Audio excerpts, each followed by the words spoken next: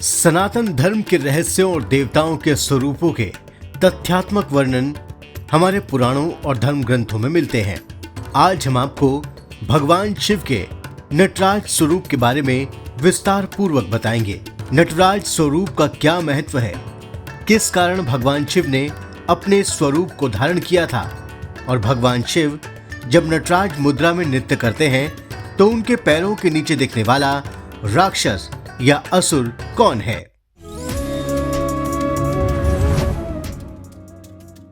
भगवान शिव के नटराज रूप का रहस्य। भगवान शिव की नटराज मूर्ति पर अगर गौर करें तो हम पाएंगे कि उनके पैरों के नीचे एक बौने राक्षस पर वो तांडव नृत्य कर रहे हैं। यहाँ बौनापन किसी शारीरिक कमी का प्रतीक नहीं, बल्कि वो अज्ञानता का प्रतीक है। अज्ञानता को दूर करने पर जो परम आनंद या असीम खुशी मिलती है, उन्हीं भावों को शिवजी के नटराज स्वरूप में देखा जा सकता है। भगवान शिव की यह नृत्य भंगिमा आनंदम तांडव के रूप में जानी जाती है। इस मुद्रा में उनके बाएं हाथ में अग्नि दिखाई देती है, जो नकारात्मक शक्तियों के विनाश को दर्शाती है। भगवान शिव अग्नि द्वारा संपूर्ण सृष्टि में मौजूद नकारात्मकता को नष्ट करके ब्रह्मा जी को पुनः उत्पत्ति के लिए आमंत्रित करते हैं। नृत्य की इस मुद्रा में शिव का एक पैर उठा हुआ है, जो हमारे स्वतंत्र रूप से आगे बढ़ने का प्रतीक है।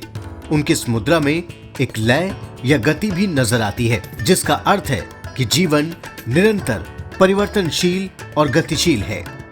शिव का यह आनंद स्वरूप बहुत व्यापक है। भगवान शिव के व्यापक आनंद स्वरूप को अपने जीवन में उतारना हर व्यक्ति का मकसद होना चाहिए। नटराज शिव के पैरों के नीचे कौन लेटा है? नटराज शिव की हर मूर्ति में भगवान शिव के पैरों के नीचे आप एक बौने शख्स को लेटा हुआ देखते हैं। तो हम आपको बता दें कि वो अपस्मार नाम का एक दानव है, जिसका दूसरा नाम मुयालक भी है। यह दानव अज्ञानता या भ्रम का जनक माना जाता है। आपको बता दें कि मिर्गी रोग को संस्कृत में अपस्मार कहा जाता है। योग में इस बीमारी के इलाज के लिए एक आसन भी है, जिसको नटराज आसन कहा जाता है। यदि कोई नियमित रूप से इस आसन को करता है तो उसको इस रोग से छुटकारा मिल जाता है। जब नटराज शिव ने तोड़ा संतों का अहंकार। स्कंद पुराण के अनुसार एक बार तपस्वी और संतों को यह अहंकार हो गया था कि हमसे ज्यादा तपस्वी और सिद्ध पुरुष कोई दूसरा है ही नहीं। वो दूसरे मनुष्यों को साधारण जीव समझने लगे, यहाँ तक कि उन्होंने भगवान की पूजा आराधना भी छोड़ दी। ये सब देखकर भगवान शिव ने उनके इस दंभ को नष्ट करने के लिए एक युक्ति अपनाई। भगवान शिव और माता पार्वती भिखारियों का भेष बनाकर वन में घूमने लगे। वन में घूमते घूमते वो उन ऋषियों के आश्रम से गुजरे तो वो सब अपनी पत्नियों के साथ हवन और साधना कर रहे थे। भिखारी के भेष में भगवान शिव और माता पार्वती को देखकर सभी स्त्रियां यज्ञ छोड़कर प्रणाम करने के लिए उठ गईं। इससे उन ऋषियों को बड़ा क्रोध आया। क्रोधित तपस्वियों ने कई विषधर सर्पों को उत्पन्न कर दिया, लेकिन उन सभी सर्पों का भगवान शिव ने वही दलन कर दिया। तब ऋषियों ने राक्षस अपस्मार को आक्रमण करने के लिए कहा। अपस्मार को अमरता का वरदान प्राप्त था, साथ ही उसको ये भी वरदान मिला था कि वो किसी की भी चेतना का हरण कर सकता है। ऋषियों के कहने पर उस दानव ने शिव और पार्वती पर आक्रमण किया और अपनी शक्ति से माता को भ्रमित कर अचेत कर दिया।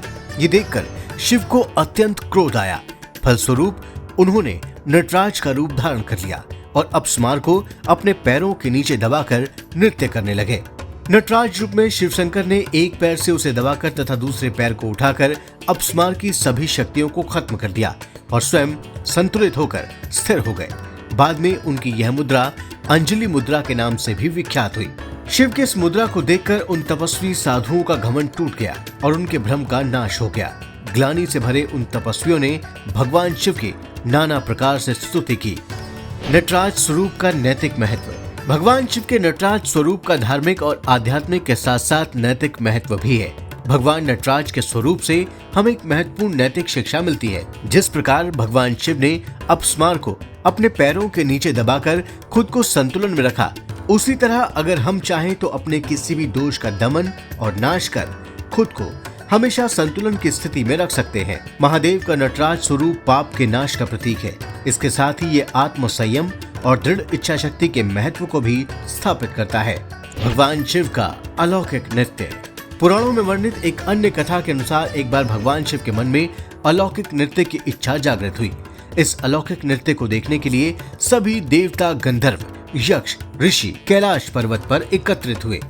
स्वयं महाकाली माता ने उस सभा की अध्यक्षता की। स्वर की देवी माता सरस्वती बड़ी तन्मयता के साथ वीणा बजाने लगी। लक्ष्मीपति विष्णु भी मृदंग बजाने लगे। माता लक्ष्मी गीत गाने लगी। परमपिता ब्रह्मा जी हाथों से ताल देने लगे। अन्य सभी देवी देवता भी अनेक वाद्य यंत्रों से स्वर उत्पन्न करने लगते हैं। तब भूतेश्वर भगवान शिव ने नटराज स्वरूप धारण कर नृत्य किया, जिसको देखकर सभी सुध बुध खो बैठे। जब नृत्य समाप्त हुआ तो सभी ने महादेव को साधुवाद दिया। देवी महाकाली तो इतनी प्रसन्न हुई कि महादेव को वरदान मांगने के लिए कहा। तो भगवान शिव ने कहा कि जिस प्रकार आप सभी को मेरा यह नृत्य सुख की अनुभूति करवा रहा है, ठीक उसी प्रकार ये सभी मनुष्यों के लिए भी कल्याणकारी हो। भगवान शिव कैसे बने संसार के प्रथम नर्तक? कुछ कथाओं के अनुसार जब भगवान शिव शंकर ने त्रिपुर नाम के असुर का वध किया तो उसके बाद वो खुशी से झूमने लगे। नृत्य की शुरुआत में उन्होंने अपनी भुजाएं नहीं खोली, क्योंकि वो जानते थे कि उससे प्रकृति का संतुलन बिगड़ जाएगा और सृष्टि का विनाश होने लगेगा। लेकिन भगवान शिव कुछ समय बाद नृत्य में इतने मग्न हो जाते हैं कि वो खुलकर नृत्य करने लगते हैं। उनके इस नृत्य के साथ ही सृष्टि भी डगमगाने लगती है। तब संसार की रक्षा के लिए देवी पार्वती भी अनंत प्रेम और आनंद से भरकर युगल नृत्य करने लगती हैं, जिससे सृष्टि में संतुलन होने लगता है और भगवान शिव भी शांत होने लगते हैं।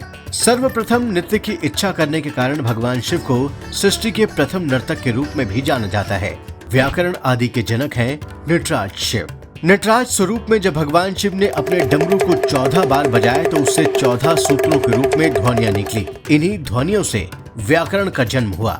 भगवान शिव के नटराज स्वरूप को ही व्याकरण सूत्रों का आदि प्रवर्तक माना जाता है। महर्षि पाणिनि ने इन सूत्रों को देवादिदेव शिव से आशीर्वाद स्वरूप प्राप्त किया, जो पाणिनीय संस्कृत व्याकरण का आधार बना। चिदम्बरम के शिव मंदिर में स्थापित नटराज मूर्ति विश्व विख्यात है। माना जाता है कि योग सूत्र के जनक महर्षि पतंजलि द्वारा चिदम्बरम में नटराज मंदिर बनवाया गया था। महर्षि पतंजलि ने भगवान शिव के नटराज स्वरूप को योगेश्वर शिव के रूप में निरूपित करने का प्रयास किया है। ऐतिहासिक रूप से अगर भगवान शिव के नटराज स्वरूप पर विचार करें तो 7वीं शताब्दी के पल्लव राजवंश और 8वीं से 10वीं शताब्दी के बीच दक्षिण भारत के चोल साम्राज्य से भी भगवान नटराज को जोड़ा जाता है। नमस्कार।